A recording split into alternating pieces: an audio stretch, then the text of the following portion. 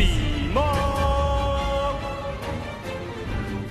What's going on, guys? It's Cimo. So today I'm bringing to you the winners and losers of the October 2019 ban list. Now this is a video I like to bring you guys after every ban list reaction video, once we've had a day or two to digest and synthesize all the information brought before us. And so now we can kind of dictate how things are going to look as we go further into the October 2019 format as a result of that. Keep in mind, these are all my initial thoughts, and we're going to see once we have our events like this upcoming weekend at Pro Play Tour Columbus, because we will be playing the new format. That'll give us a first glimpse into what we can expect, but these are just my initial thoughts as to what I expect will happen. But without further ado, let's go ahead and get right into it. So I'm going to start off with the losers this time, and the first loser I feel is Sky Striker. Now, don't get me wrong, I think Sky Striker is still playable, but having only one lone copy of Widow Anchor now hurts a lot, because you have to think those 2 extra copies of Widow Anchor is actually like losing a lot more than that, just because of the recursion you were able to get out of them with cards like Kagari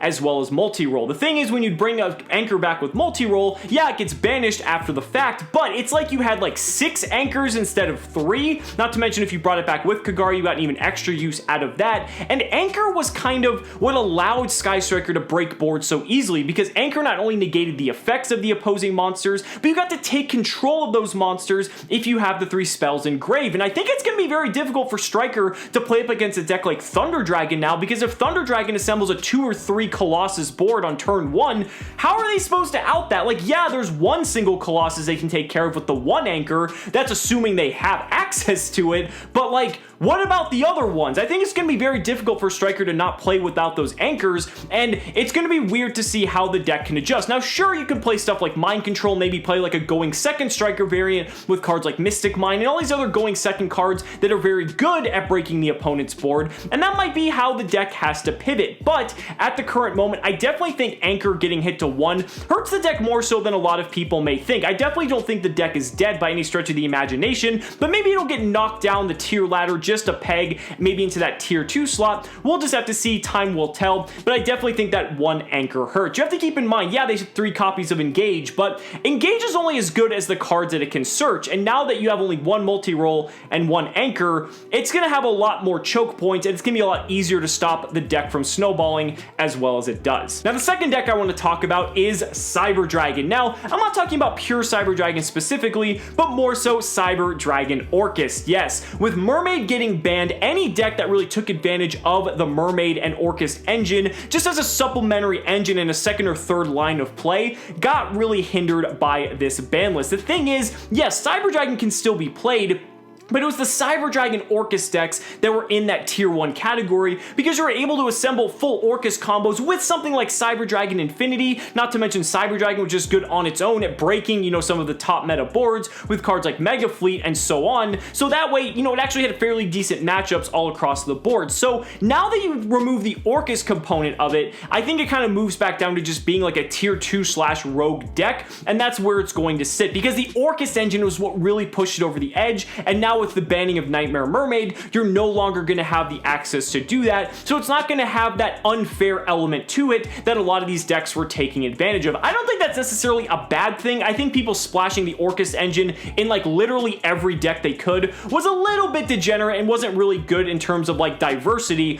but it was cool to see for quite some time. Like I said, Cyber Dragon in its pure form will still see play, but you're not going to see that tier 1 competitive Cyber Dragon Orcas deck any longer. And the third and final loser I have on this list is actually going to be anything that played the Guard Dragon combo. Yes, it is time that Aggro Pain finally got hit, and the thing is, even though Aggro Pain did get hit, LP's still legal, and the thing is with LP being legal is that you're still going to be able to do Guard Dragon combos to some degree. You're just going to have 1 less negation now that Aggro Pain is banned. Aggro Pain is what enabled the deck to essentially just get that free Hot Red Dragon Archfiend Abyss, or that free Crystal Wing Synchro Dragon, in addition to like everything else that the deck was able to produce, depending on whatever deck that it is that you played. And yeah, people would argue it's kind of like 2 disruptions, because not only did you get that, but you also got your Hieratic Seal of Heavenly Spheres. The thing is, that's kind of easy to work around, because if you're playing like a dragon-focused archetype, it's very easy to link off like the LP, or maybe even like the Pisty, or like the Red MD that you get off the LP to go into your spheres, break your Guard Dragon lock, so on and so forth. So it's not nearly as difficult to get into Hieratic Seal as it was to replace something like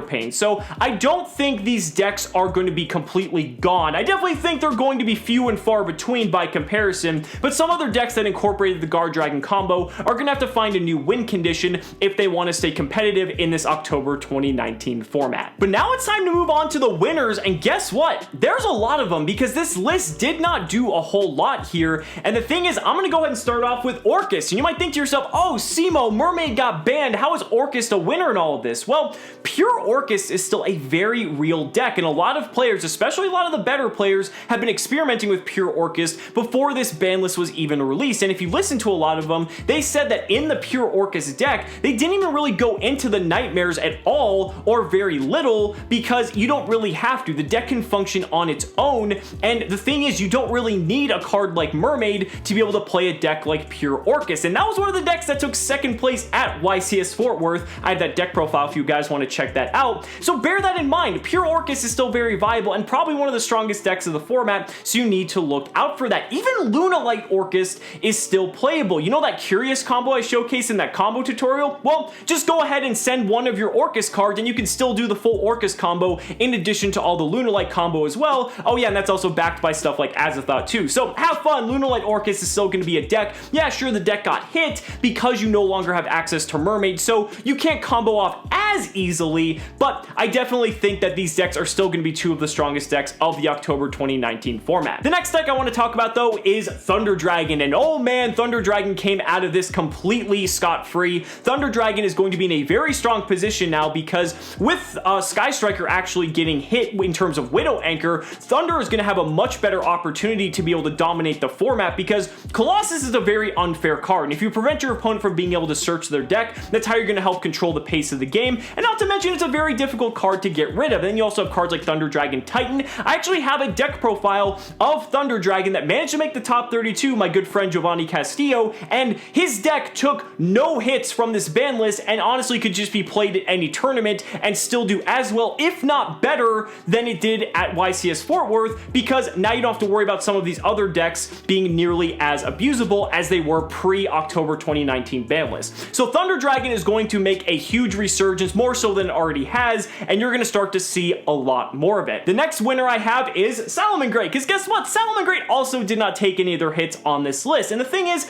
I think I'm okay with this. Salomon Grain is a deck that was hit on the last list, getting Circle and Gazelle, going to 1, and the deck has still been able to function rather well. Salomon Grain is actually a very fair deck. It does a lot of crazy graveyard recursion shenanigans, but there are checks and balances on the deck, and it doesn't do anything like inherently unfair. It's just a very solid deck. That's why you've seen it being able to top left and right, and I think I'm okay with that. I think it's okay to have a deck like this still exist in the game. Didn't really need any other hits. Definitely the other decks that did get hit warranted it, but Salomon Grain is still going to be one of the top decks of the format. It's only going to get a little bit better just due to the fact that some of the other more unfair aspects of the format have been reduced and checked on this most recent ban list. Another winner on this list is Rogue players, because the nice thing about the hits that did happen on this list is that by bringing down the power level of some of these other decks, it's closing the gap just a little bit more so that all these other Rogue decks can emerge and actually have a viable chance at any competitive event. Look at decks like Altergeist, look at decks like True Draco and Subterra Guru Control, and